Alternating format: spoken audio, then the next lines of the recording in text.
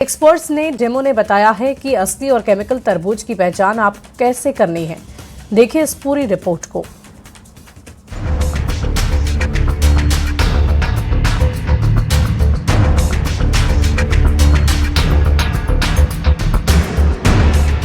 गर्मी के मौसम में सबसे ज्यादा खाया जाने वाला फल तरबूज अब चिंता की वजह बनता नजर आ रहा है।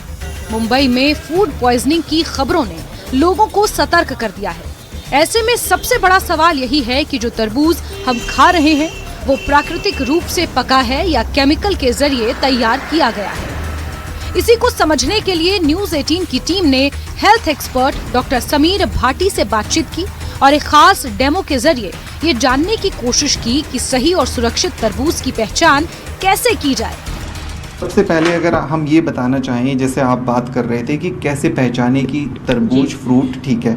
एक तो जब भी आप उसको लेते हैं तो ये देख लीजिए कि उसका जो स्टेम है ये वाला, ये भी उसकी उसी तरह से पका हुआ होना चाहिए। मतलब ऐसा नहीं है कि जो ये स्टेम है ये पूरा ग्रीन है और ये पूरा पक गया हो। दूसरा एक जो इसका सबसे ज़्यादा पहचान होती है वो इसका स्पॉट होता है कि ये वाला इसका स्पॉट, ये फील्ड स्पॉट होता है, क्योंकि तरबूज इस तरह से फील्ड में रहेगा तो वहाँ से उस पर ऐसा येलो कलर, गोल्डन कलर ऐसा कुछ आ जाएगा ताकि वो ये पता लगता है कि वो नेचुरल तरीके से पका हुआ है। कई बार सर जब हम तरबूज खरीदने जाते हैं तो अमूमन पूछते हैं भैया अंदर से लाल तो निकलेगा ना, और जब वो काट के दिखाते हैं कहते हैं कि काट के दिखा दे तो लाल होता है। तो बहुत ज्यादा लाल रंग होना भी क्या फूड पॉइजनिंग का कारण हो सकता है या खतरा हो सकता है कि उसमें फर्टिलाइजर है? तो इसमें ना लोगों को कंफ्यूजन रहता है। देखिए तरबूज का नेचुरल कलर तो रेड ही होगा, लाल ही होगा, बट अब इसमें जैसे कुछ FSSAI ने भी कुछ इसके तरीके बताए कि कैसे इसको आपको चेक करना है कि ये नेचुरल तरीके से पका हुआ है कि नहीं। अगर इसी तरबूज को जैसा हमने काटा, अगर इसको देखते हैं तो जैसे एक उन्होंने कॉटन टेस्टिंग बताई है कि आप उससे चेक करके देख सकते हैं और कॉटन को उसके ऊपर रब करना है कि जैसे हम इसको रब करें। अब देखिए इसको रब करेंगे तो उसका नेचुरल कलर भी आएगा। ऐसा नहीं है कि आपने रब किया और अगर तो ये नेचुरल कलर आपको दिख जाएगा, बट अगर वो सिंथेटिक है, डाई वाला कलर है, तो ये बिल्कुल एकदम रेडिश हो जाएगा। डेमो में बताया गया कि तरबूज की बाहरी रंगत बहुत कुछ बयां करती है। वहीं डॉक्टर समीर भाटी ने घर पर भी तरबूज को चेक करने का आसान तरीका बताया। और दूसरा एक और तरीका इसका है कि जैसे एक इसकी आप स्लाइस काटिए, स्लाइस काटने के बाद कोई भी ग्लास में या ट्रांसपेरेंट इसमें, क्योंकि आप जैसे घर पे लेकर आ गए तरबूज, जब आपको इसको चेक करना है तो आप इस तरह से एक इसकी स्लाइस लीजिए और उसके बाद इसको पानी के अंदर डालिए। जब पानी में डालेंगे तो जो नेचुरल कलर, अगर मतलब ये नेचुरल तरीके से रेड कलर है इसका, तो ये कोई ऐसे रेड स्टेन नहीं छोड़ेगा। बट अगर इसके अंदर जो हम रेड डाई जो केमिकली खतरनाक होती है हमारे लिए, अगर वो होगी तो ये कलर इसका रेडिश होना शुरू हो जाएगा। तो इस तरह से दो इसकी पहचान है। मतलब कि आपने अगर आप घर पर चेक करना चाहें तो आप अपने तरबूज का एक पीस काटें और इस तरीके से उसे आप ग्लास में रखें, जैसे कि ये ग्लास में डाला है। अब आप देख रहे हैं कि ग्लास में डालने के बाद इसका कोई कलर नहीं छूट रहा है, यानी कि ग्लास के पानी का कलर चेंज नहीं हो रहा है। तो सर अगर ऐसे में पानी जो है उसका कलर चेंज होने लगे तो मतलब कि वो नकली है? तो उसमें संभावना है कि उसके अंदर रेड कलर की डाई का इस्तेमाल किया गया है। डॉक्टर ने ये भी समझाया कि कई बार फलों को आर्टिफिशियल तरीके से जल्दी पकाया जाता है, जिसमें केमिकल का इस्तेमाल कर उन्हें बाहर से आकर्षक बनाया जाता है। तरबूज को पकाने के 3 चीज़ों का ज़्यादातर अगर हम देखें, मिलावट की बात करें तो उसके अंदर एक तो जो मैंने आपको डाई की बात की कि उसके अंदर डाई इंजेक्ट कर सकते हैं जिससे उसका कलर अगर वो रेड हो। दूसरा अगर उसके अंदर बात करें तो कैल्शियम कार्बाइड, जिसके लिए FSSAI ने भी बिल्कुल बैन किया है कि आप कैल्शियम कार्बाइड से फलों को नहीं पका सकते, तो वो भी जल्दी स्पीड से पकाने के लिए कर सकते हैं। पर इसमें देखिए ज़्यादातर ये देखा गया है कि अगर कोई इंजेक्शन लगाता भी है इसके अंदर कलर के लिए, तो कोई भी इसमें अगर लिक्विड जाएगा तो फ्रूट जल्दी ख़राब हो जाएगा। तो ये संभावना रहती है कि फ्रूट को बेचने से सिर्फ 3-4 घंटे पहले ही उन्होंने इस तरह की कोई डाई का इस्तेमाल किया गया हो।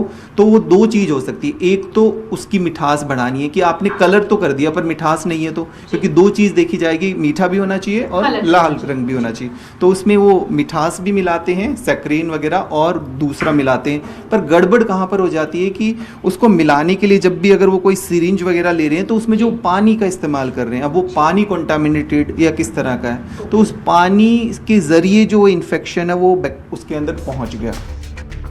वहीं गर्मी के टॉर्चर से लड़ने के लिए तरबूज जैसे फल की डिमांड बढ़ जाती है, लेकिन फल खरीदते समय सावधानी बरतना जरूरी है।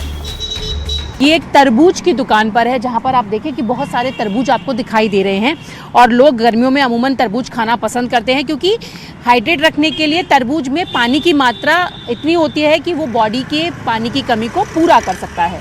लेकिन क्या कभी आपने ये सोचा है कि तरबूज खाने से भी आपके शरीर में कोई दिक्कत हो सकती है, यानी यहाँ तक कि मौत भी हो सकती है। तो तरबूजा किस तरीके से पहचान की जाए कि वो नेचुरल तरीके से पका है या फिर उसको इंजेक्शन से पकाया गया है, तो ये भी हम जानेंगे। लेकिन आप देखें तो यहाँ पर आपको तरबूज दिखाई दे रहे होंगे और हेल्थ एक्सपर्ट्स का कहना है कि धारी वाले तरबूज जो हैं वो अच्छे होते हैं। तो पहचान होती है कि धारी वाले तरबूज लें, और इसके साथ ही जो इसकी स्टेम होती है, यानी कि ये जो यहाँ पर आप देखें ये जो स्टेम दिख रही है, ये जड़ जो है वो भी पूरी तरीके से सूखी हुई होती है। तो इसका पहचान होती है कि ये जो तरबूजा है वो नेचुरल तरीके से पका हुआ होगा। और बहुत ज़्यादा चमकीले फल भी ना खरीदें, क्योंकि उसमें भी चमक देखकर हम लोग जब फल खरीदते हैं तो सबसे ज़्यादा खतरा होता है कि वो आर्टिफिशियल तरीके से पकाए गए होते हैं। तो ये भैया ये बताएं, ये आपकी दुकान है? अच्छा, तो ये बताइए कि तरबूजा मीठा होगा नहीं होगा, कैसे पहचान करते हैं? हम तो आवाज़ पे पता करते हैं, इस तरीके से हाथ मारने पे, और आवाज़ जो है रुक के आती है तो तरबूज लाल कटेगा। अच्छा। और हाथ के साथ आवाज़ आती है तो कच्चा तरबूज कटता है।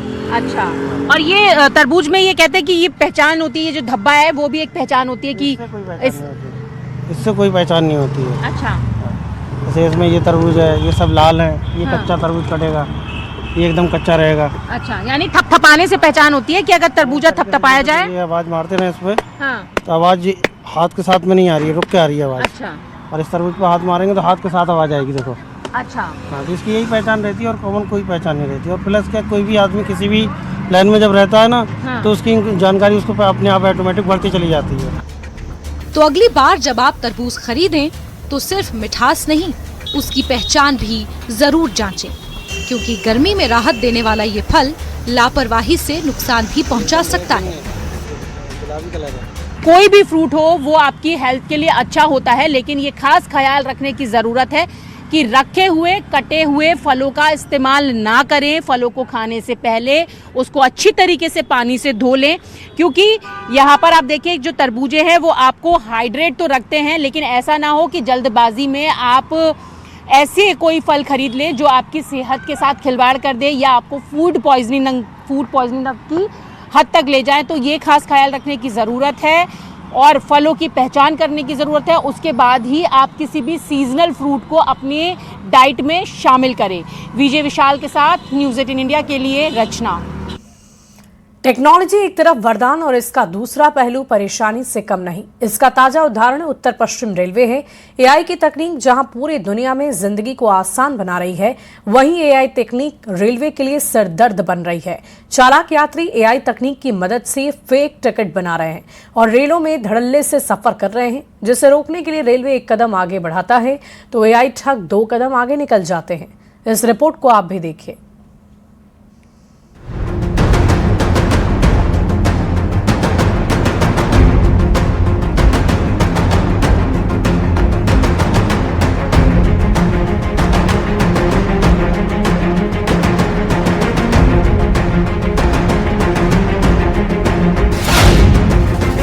सावधान, रेलवे में एआई का काला खेल।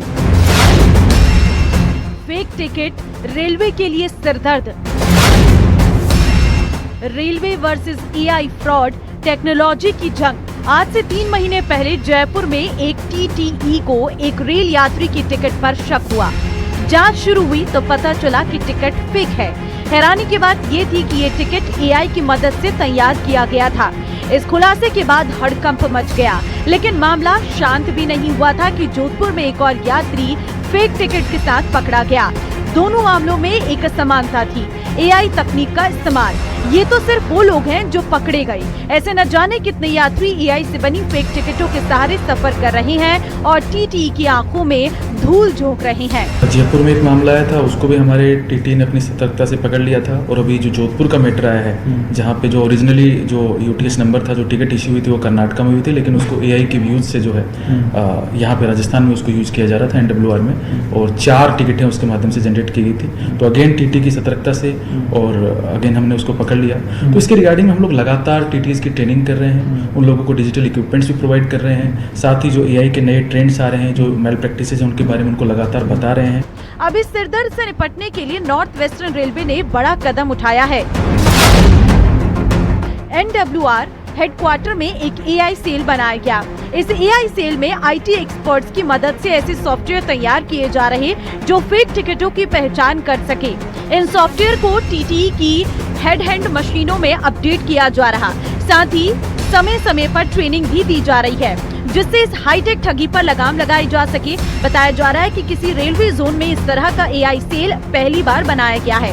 जैसा कि आपको पता ही होगा कि एआई जो टेक्नोलॉजी अभी हमारे विश्व भर में बहुत ज़्यादा तेज़ी से आगे बढ़ रही है, इसके बहुत सारे यूज़ केसेस हैं, डिफेंसिव भी है, ऑफेंसिव भी है। इसका मिसयूज़ करने वाले लोग भी हैं, जैसा कि हम देख रहे हैं कि टिकटों में मिसयूज़ किया जा रहा है। बट साथ साथ इस टेक्नोलॉजी को हम प्रिवेंशन में भी बहुत अच्छे से यूज़ कर सकते हैं कि एआई टेक्नोलॉजी की मदद से हम जैसे कि image detection, image pattern recognization और ये सारा जो यूज़ करके हम इसके फ्रॉड्स को रोकने की पूरी तरीके से कोशिश कर रहे हैं। रेलवे फेक टिकट के इस जाल को तोड़ने की कोशिश में जुटा है, लेकिन एआई की मदद से हो रही ठगी लगातार नए तरीके खोज रही है। अगर समय रहते इस तकनीकी चुनौतियों पर काबू नहीं पाया गया तो आने वाले दिनों में फर्जी टिकट यात्रियों की बाढ़ आ सकती है। यानी साफ है कि तकनीक ने जहां सुविधाएं बढ़ाई तो वहीं अपराध के तरीके भी हाईटेक हो गए हैं। अब देखना ये होगा कि रेलवे इन एआई ठगों पर भारी पड़ती है या नहीं। न्यूज़ 18 के लिए जयपुर से आसिफ खान की रिपोर्ट। और देखिए, दक्षिण सूडान की राजधानी जुबा के बाहरी इलाके में एक बड़ा विमान हादसा हुआ। टेक ऑफ के महज 28 मिनट के बाद एक छोटा सेसना विमान क्रैश हो गया, जिसमें सवार सभी 14 लोगों की मौत हो गई। कुछ ही देर बाद पहाड़ी इलाके में विमान का मलबा आग की लपटों में घिरा हुआ मिला। शुरुआती जांच में खराब मौसम, घना कोहरा और कम विजिबिलिटी को हादसे की वजह माना जा रहा है।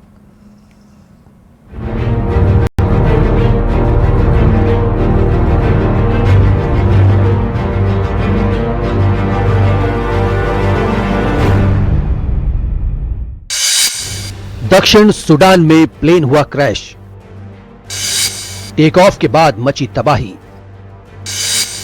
भीषण हादसे में 14 लोगों की मौत।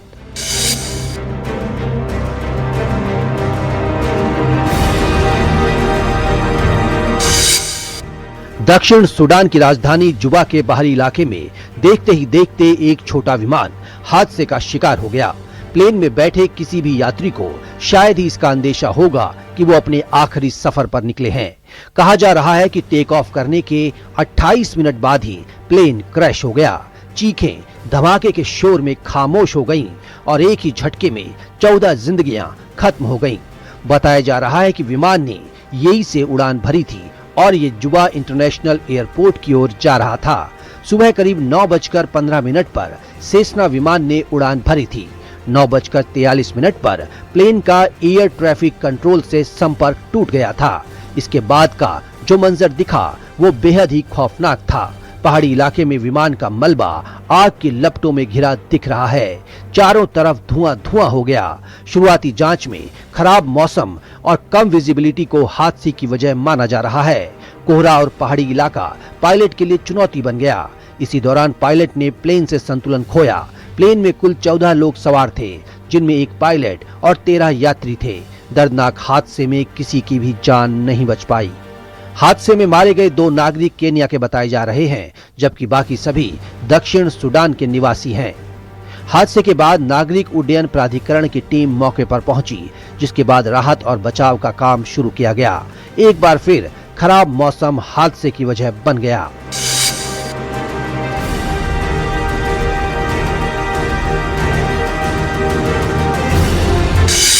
वहीं इंडोनेशिया से भी ट्रेन हादसा सामने आया है। राजधानी जकार्ता में रात के वक्त भीषण हादसा हो गया। 2 ट्रेनों की जोरदार टक्कर हो गई। हादसा उस वक्त हुआ जब स्टेशन पर खड़ी एक ट्रेन को पीछे से आ रही तेज रफ्तार ट्रेन ने टक्कर मार दी। टक्कर इतनी जबरदस्त थी कि ट्रेन का डिब्बा पूरी तरह क्षतिग्रस्त हो गया। टक्कर के बाद स्टेशन पर चीख पुकार मच गई। हर तरफ अफरा तफरी का माहौल था। कई लोग अपनों की तलाश में बदहवास से दिखाई दिए। कई यात्री ट्रेन के मलबे में दब गए, जिन्हें निकालने के लिए बचाव दल को कड़ी मशक्कत करनी पड़ी। हादसे में 4 लोगों की मौत हो चुकी थी, 38 लोग घायल हो गए। घायलों को तुरंत अस्पताल ले जाया गया, जिनमें से कुछ लोगों की हालत गंभीर बताई जा रही है। जिस ट्रेन ने टक्कर मारी उसके सभी यात्री सुरक्षित बताए जा रहे हैं। आखिर हादसा क्यों हुआ? क्या ये कोई टेक्निकल एरर था? हादसे के कारणों की जांच शुरू कर दी गई है। Bureau report, news 18।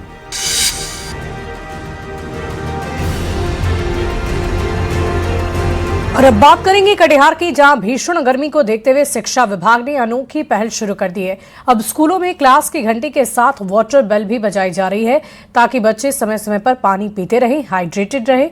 उर्दू मध्य विद्यालय रामपुर कदवा में हर घंटे घंटी बजाकर छात्रों को पानी पीने के लिए प्रेरित किया जा रहा है। जिला शिक्षा पदाधिकारी के अनुसार जिले के 1865 स्कूलों में इस नई व्यवस्था को लागू किया गया है, जिससे लू और डिहाइड्रेशन से बच्चों का बचाव हो सके। एसपीडी की चिट्ठी निकली है कि वाटर बेल लगनी है, और ये हम लोग सोच भी रहे थे कि अक्सर बच्चे क्या हो जाते हैं कि भूल जाते हैं पानी पीना। अब हम लोग ने रेगुलर मोड में जब वाटर बेल लगाते हैं तो बच्चे उसमें एकदम पानी पीते ही हैं। और चारों तरफ हमने आरओ भी लगाया है, चिल वाटर का मशीन भी है, और बिस्लरीज पानी भी हम मंगाते हैं। और हर घंटे पे हम लोग बेल लगवाते हैं और बच्चे प्रॉपर वे में पानी पीते हैं। जी सर, हमारे स्कूल में जो है वाटर बेल बज रहा है, जो गर्मी के हिसाब से बज रहा है, क्योंकि गर्मी बहुत ज़्यादा है और लू लगने की संभावना होती है। इसलिए हमारे स्कूल में वाटर बेल बजता है, जिसमें हम लोग पानी पीते हैं और अपने घर से भी वाटर बोतल में पानी लाते हैं, जिसे हम लोग पीते हैं। तो लू से बचने के लिए क्या क्या उपाय करना चाहिए? लू से बचने के लिए हमें धूप में इधर उधर नहीं घूमना चाहिए और हमें भूखे पेट नहीं रहना चाहिए। स्कूल में हर आधे एक घंटे में पानी का बेल बजता है, हम लोग पानी पीते हैं। और हमारे स्कूल में पानी की चारों बगल बहुत ही व्यवस्था है, इससे बच्चों को बहुत ही ज़्यादा फायदा हो रहा है। आपको पता है कि टेम्परेचर जो है हाई होते जा रहा है मई माह में, तो बिहार शिक्षा परियोजना द्वारा हीट वेव प्लान के तहत स्कूलों में घंटी बजाई जाएगी, ताकि उस घंटी बजने के बाद लू, डिहाइड्रेशन और चक्कर वगैरह आदि से बचने के लिए बच्चे समय समय पर पानी पीते रहें, और जिसके फलस्वरूप वो लू से अपना बचाव कर सकें। और देखिए, बाबा बैद्यनाथ की पावन नगरी देवघर शवदाह गृह का भवन बंद पड़ा हुआ है। करोड़ों रुपए की लागत से बना विद्युत शवदाह गृह की मशीनरी भी बंद पड़ी हुई है, और इस भवन को लोगों की सुविधा और पर्यावरण के अनुकूल व्यवस्था के लिए बनाया गया था। लोग आज यहां पर पारंपरिक तरीके से अंतिम संस्कार कर रहे हैं। भवन खंडहर ही बनकर रह गया। को किया है तो एक भी काम वो नहीं दिखा सकते हैं कि हम पूरा काम किए हैं। ये मतलब इतने हाई लेवल का होता है कि हम लोग वहां तक पहुंच नहीं पाते हैं, क्योंकि उसमें जो इलेक्ट्रॉनिक शवदाह बनाना था उसके लिए अलग से एक फीडर आता, उसकी व्यवस्था मतलब इलेक्ट्रॉनिक की डायरेक्ट वहां से निगम से एक फीडर बनता जो कि 24 घंटा उसमें इलेक्ट्रिक आता, तभी वो सक्सेस होगा। लेकिन जुटको तक पहुंच नहीं सकते हैं। निगम प्रशासक को बोलने से उनका कहना है कि जुटको करेगा, बस ये कॉम्बिनेशन का आपके चलते हम उसके लिए पत्राचार कर रहे हैं और शायद इस पे कुछ हो जाए। कोई काम का नहीं, ओनली फॉर शो है, यार सरकारी योजना का बंद बांट है। ऐसा कहीं कोई भी तरह का विद्युत शवदाह गृह का हमारे देवघर शमशान में विकास नहीं हुआ है। जैसे अभी जैसे आज से 100 वर्ष पहले जैसे हो रहा था सर, वर्तमान में उस तरह हो रहा है।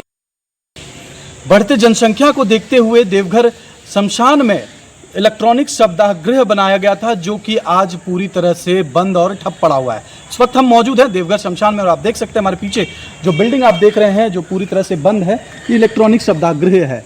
इसका उद्देश्य यह था कि जो यहाँ पर पहुँचते हैं जो स्थानीय लोग हैं, और जिस तरह से बढ़ती जनसंख्या को देखते हुए मैनुअली अंत्योष्टि ना करके इस इलेक्ट्रॉनिक शवदाह गृह में अंत्योष्टि करें, ताकि जो है लोगों का समय भी बच सके और साथ ही साथ लकड़ी की भी खपत कम हो, प्रदूषण भी कम हो। लेकिन आज यह पूरी तरह से बेकार और ठप पड़ा हुआ है। आपको बता दें कि ये जुडको के द्वारा इसका काम लिया गया था, जो कि आज ये बंद हो गया है। इसका कारण बताया जा रहा है कि जो इलेक्ट्रॉनिक जो लाइन है जो यहाँ पर पहुँचना चाहिए वो सही दिशा में नहीं पहुँच रहा है, जिस वजह से इसका जो है अब तक शुरुआत एक दो बार किया गया था, लेकिन अब जो है ये पूरी तरह से बंद है। आप देख सकते हैं। बढ़ते आगे अगली खबर देवघर से है, जहां बाबा बैद्यनाथ मंदिर में निर्बाध रूप से बिजली आपूर्ति और डीजल पर निर्भरता खत्म करने को लेकर 3 करोड़ रुपए की लागत से सोलर प्लांट लगाया गया था, जिसका उद्देश्य मंदिर में निर्बाध रूप से बिजली देने को लेकर किया गया। लेकिन विभाग की उदासीनता और रखरखाव के अभाव की वजह से आज ये प्लांट पूरी तरह से बेकार पड़ा है। चारों तरफ इसके जंगल और झाड़ियां हो गई है, जिसे देखने वाला भी कोई नहीं।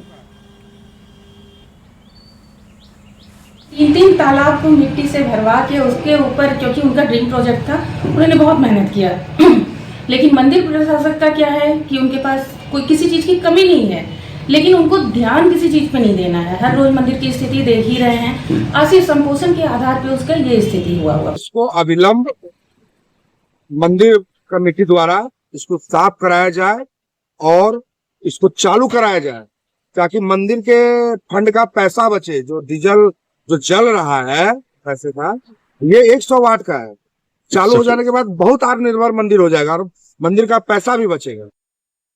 देवघर बाबा बैद्यनाथ मंदिर में बिजली कटौती को रोकने को लेकर और डीजल की खपत को बचत को लेकर लगभग 3 करोड़ की लागत से ये देवघर के जलसार में सोलार प्लांट लगाया गया था, जो अब अपनी बदहाल स्थिति दिखा रहा है। आप देख सकते हैं कि चारों तरफ जो है ये सोलार पैनल लगे हुए हैं। सैकड़ों की संख्या में ये सोलार पैनल यहाँ पर लगे हुए हैं और लगभग 3 करोड़ की लागत से ये सोलार पैनल को लगाया गया था, ताकि बाबा बैद्यनाथ मंदिर में जो है लाइन की कटौती अगर होती है तो इससे बिजली जो है आपूर्ति की जा सके।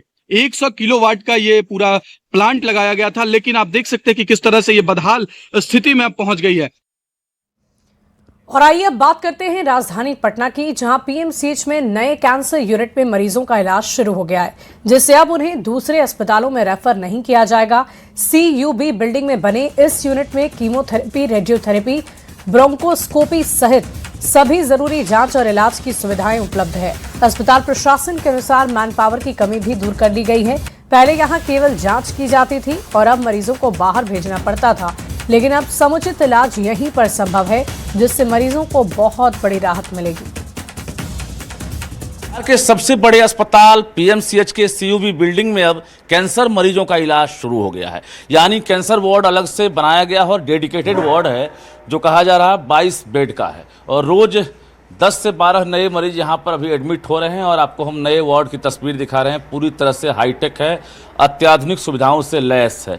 यानी पीएमसीएच के जो मरीज आ रहे थे वो बीच में लौट रहे थे, क्योंकि भवन निर्माण का काम चल रहा था, लेकिन उसके बाद नए वार्ड जो हैं यहाँ बनने के बाद अब चाहे वो रेडियोथेरेपी हो या ब्रोंकोस्कोपी हो या अन्य तरह की जो जांच है, अब पीएमसीएच में ही एक छत के नीचे जो है हो रही है। और इसके अलावा जो भी मरीज आ रहे हैं निःशुल्क यहाँ पर इलाज करवा रहे हैं। अभी भी आप देखिए कि अलग अलग जिलों से जो मरीज हैं यहाँ पहुँचे और उनका इलाज जारी है। हमारे यहाँ पहले से थे, सरकार के द्वारा उपलब्ध कराया गया था, जिसमें रेडियोथेरेपी के, ये मेडिकल ऑन्कोलॉजी, 2 सर्जिकल ऑन्कोलॉजी के थे और 1 गायनी ऑन्कोलॉजी। सारे पांचों बहुत ही क्वालिफाइड और बहुत पढ़े लिखे लोग हैं, लेकिन सारे लोग एक जगह नहीं थे। गायनी के साथ थी गायनिकोलॉजी, गायनी ऑन्कोलॉजी, और सर्जरी के साथ वो 2 थे, 1 मेडिसिन के साथ थे। तो उपयोग ठीक से हो नहीं रहा था, केवल रेडियोथेरेपी विभाग चल रहा था ठीक अलग से। तो हम लोगों ने प्रयास करके CUB में ही 3rd फ्लोर में, जो कि खाली नहीं था लेकिन वो आगे के लिए डिजिग्नेटेड है, लेकिन अभी खाली था, तो हमने सोचा कि इसका सदुपयोग करें इन चिकित्सकों का, और एक यहाँ डेडिकेटेड है, ये डेडिकेटेड कर दिया। मैन पावर की कमी नहीं है, यहाँ सब अलग अलग को विभाग को 4 विभाग में medical oncology, surgical oncology, gynae oncology और रेडियोथेरेपी, चारों को मिला करके एक कैंसर यूनिट बना करके और इसको बेहतर ढंग से इलाज किया जा रहा है। कहाँ से आए हैं? बक्सर से हैं। बक्सर से आए हैं, मतलब डॉक्टर हैं, नर्सेज आती हैं? जी जी, सब डॉक्टर लोग का बहुत अच्छा सहयोग है। और इनके परिजन भी काफ़ी तारीफ कर रहे हैं कि पीएमसीएच जो कैंसर विभाग बना है यहाँ पर, तो सभी व्यवस्थाएं जो है एक तरह से मुकम्मल करा दी गई है, एक यूनिट अलग से काम कर रहा है। ऐसे में अधीक्षक भी साफ कह रहे हैं कि अब यहाँ से किसी मरीज को रेफर नहीं किया जाएगा, क्योंकि पीएमसीएच में अब तमाम व्यवस्थाएँ मुकम्मल करा दी गई है। कैमरामैन संत के साथ रजनीश कुमार, न्यूज़ 18 पटना। और न्यूज़ 18